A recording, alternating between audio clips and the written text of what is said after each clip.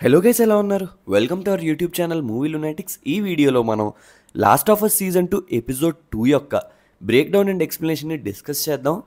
First things first, ఇప్పటి వరకు వచ్చిన 2 సీజన్స్లో ఇదే బెస్ట్ ఎపిసోడ్ అని చెప్పొచ్చు. ఈ సెకండ్ ఎపిసోడ్ ఏమాత్రం ల్యాగ్ లేదు, ఎవ్రీ సీన్ ఎంగేజింగ్గా ఉంది. అండ్ ఈ ఎపిసోడ్లో ఎవ్రీ సీన్ కూడా straight out from the game.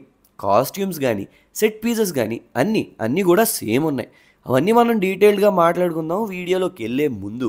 మీరు కానీ ఇప్పుడే మన ఛానల్ విజిట్ చేసినట్లయితే వెంటనే కింద సబ్స్క్రైబ్ బటన్ నొక్కి పక్కనే ఉన్న బెల్ ఐకాన్ని ట్యాప్ చేసేయండి. ఆల్రెడీ సబ్స్క్రైబ్ చేసుకున్న వాళ్ళైతే మన ఫేస్బుక్ ఇంకా ఇన్స్టాగ్రామ్ పేజ్ని ఒక లుక్ వేసుకోండి. మా ఫ్యూచర్ వీడియో అప్డేట్స్ మీకు తెలుస్తాయి.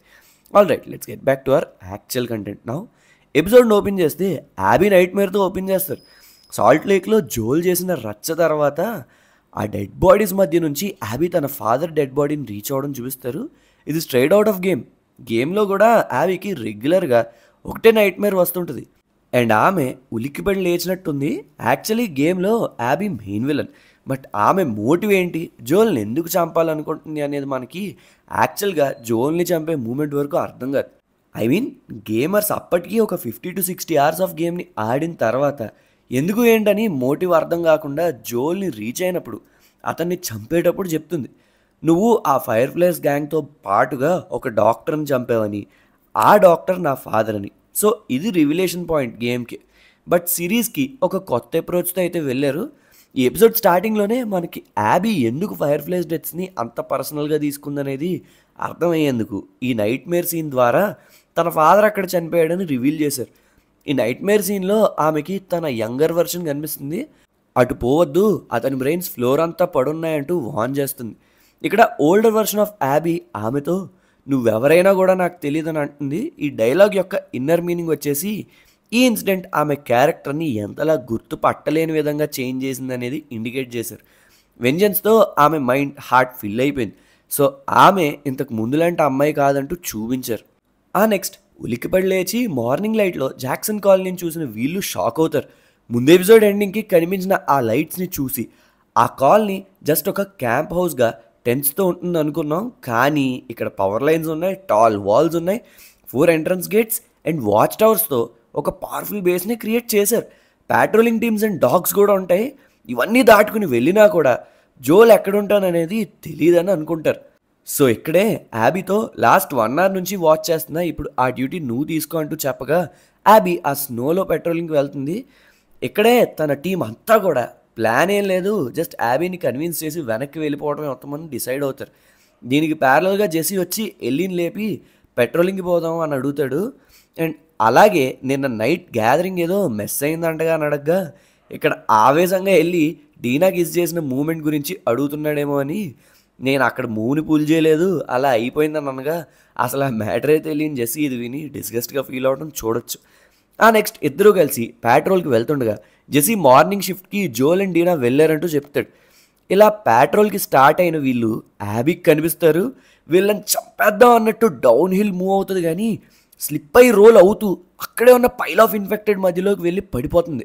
ఈమె ప్రెజెన్స్ని గమనించిన వైరస్ అక్కడే ఫ్రీజ్ అయినా ఇన్ఫెక్టెడ్ లేచి ఆమెను అటాక్ చేసేలా చేస్తుంది. అలా సింపుల్గా చెప్పాలంటే Game of Thrones season 7 episode 6 గుర్తుందా? అలాంటి మూమెంట్ని అయితే ఇక్కడ బిల్డ్ చేశారు. నాకైతే సేమ్ వైబ్స్ వచ్చాయి, బట్ గేమ్ ఆఫ్ థ్రోన్సే బెటర్ వర్షన్ లేండి. అలా ఆ ఇన్ఫెక్టెడ్ దగ్గర నుంచి పరిగెడుతున్న యాబీ చాలా టైట్ స్పేస్ నుంచి బయటకు వచ్చి ఇంకా దొరికేసాన్రా అనే టైంకి జోల్ వచ్చి ఆమెను సేవ్ చేస్తాడు. ఇక్కడ జోల్ ఏం చేస్తున్నాడని డౌట్ రావచ్చు. మనం ముందు డిస్కస్ చేసినట్టుగా జోల్ ఆల్రెడీ ఎర్లీ అవర్స్ ప్యాట్రోలింగ్లో ఉన్నాడు. అక్కడే యాక్సిడెంటల్గా యాబీని మీట్ అవుతాడు. అయితే ఈ టైంకి ఆ ప్లేస్ అంతా స్టార్మ్ ఉంటుంది, విజిబిలిటీ కూడా తక్కువ ఉంటుంది. వీళ్ళైనా సరే జాక్సన్ కాలనీని చేరుకునే ప్లాన్లో ఉంటారు, కానీ అది అయ్యేలా కనిపించదు. వీళ్ళు ఇలా ఎస్కేప్ అవుతూ వెళ్తుండగా all of a sudden colony pipe line work చేస్తున్న ఒక వర్కర్ ఒక పైప్ని బ్రేక్ చేసి అందులో ఉన్న క్లాగ్ని రిమూవ్ చేయగా ఆ వైరస్ లైఫ్ ఎగ్జిస్టెన్స్ని పసిగట్టి ఆ ఇన్ఫెక్టెడ్ పీపుల్ని ఆ కాలనీ వైపుగా మూవ్ అయ్యేలా చేస్తుంది. మనకి ఆల్రెడీ తెలుసుగా వీళ్ళందరి మైండ్స్, ఐ మీన్ ఇన్ఫెక్టెడ్ అందరి మైండ్స్ కూడా నెట్వర్క్ అని. సో అలా కాలనీని చేరుకున్న ఈ ఇన్ఫెక్టెడ్ని ఫైట్ చేస్తుంటారు కాలనీ వాళ్ళందరూ. అయితే ఇప్పుడు జోల్ యాబీ అండ్ డీనాని వెంబడిస్తున్న ఈ ఇన్ఫెక్టెడ్ నుండి తప్పించుకుంటూ యాబీ టీం వైపుగా మూవ్ అవుతున్న వీళ్ళకి కాలనీ గేట్స్ దగ్గర జరిగిన ఎక్స్ప్లోజన్స్, ఫైర్ అండ్ స్మోక్ కనిపిస్తుంది.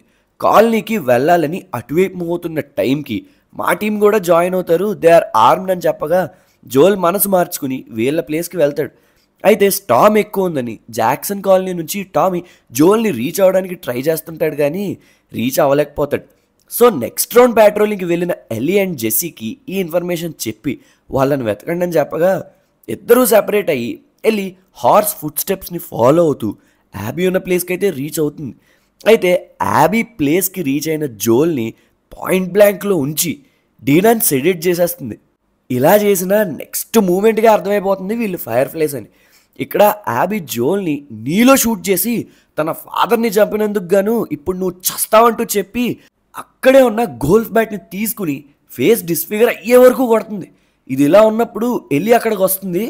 ఆమెని హోల్డ్ చేసి కొన ఊపిరితో ఉన్న జోల్ని యాబీ విరిగిన ఆ గోల్ఫ్ బ్యాట్తో నెక్ పై పొడిచి చంపేస్తుంది.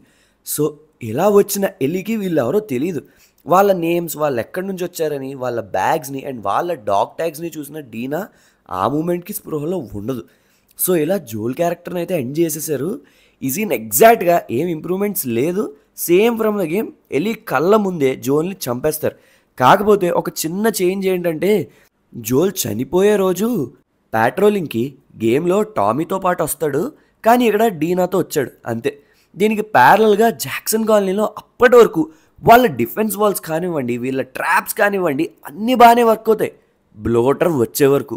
బ్లోటర్ అనగా స్క్రీన్ మీద కనిపిస్తున్న థిక్ స్కిన్ జాయింట్ బాడీ ఉన్న ఇన్ఫెక్టెడ్ బీయింగ్స్. ఇది ఇలా వచ్చి ఆ వాల్స్ని బ్రేక్ చేసి కాలనీలోనికి ఫైట్ని తీసుకొస్తాడు.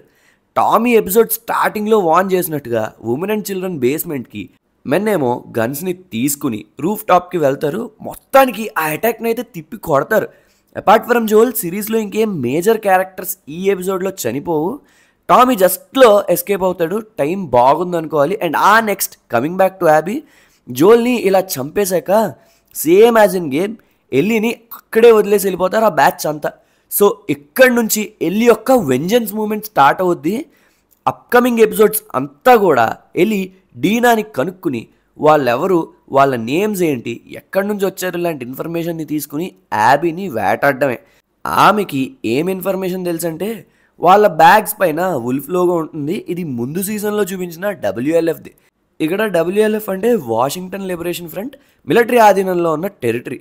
అండ్ కమింగ్ బ్యాక్ ఒక పక్కన అక్కడ కాలనీలో జరిగిన డ్యామేజ్ని సక్సెస్ఫుల్గా తిప్పికొట్టి ఊపిరి పీల్చుకుంటూ ఉండగా ఇంకో పక్కన జెస్సీ, డీనా ఎల్లీ కలిసి జోల్ బాడీని ర్యాప్ చేసి తిరిగి కాలనీకి తీసుకొస్తున్నట్టుగా ఈ ఎపిసోడ్ని ర్యాపప్ చేశారు. సో ఈ ఎపిసోడ్ అయితే నాకు చాలా నచ్చింది. ఇన్ఫ్యాక్ట్ చాలా బాగుంది చూడడానికి. ప్రీవియస్ ఎపిసోడ్స్లో ల్యాగ్లా అయితే లేదు, ఇంట్రెస్టింగ్గా అనిపించింది నాకు. So that's all for this video guys. Hope you guys like the video.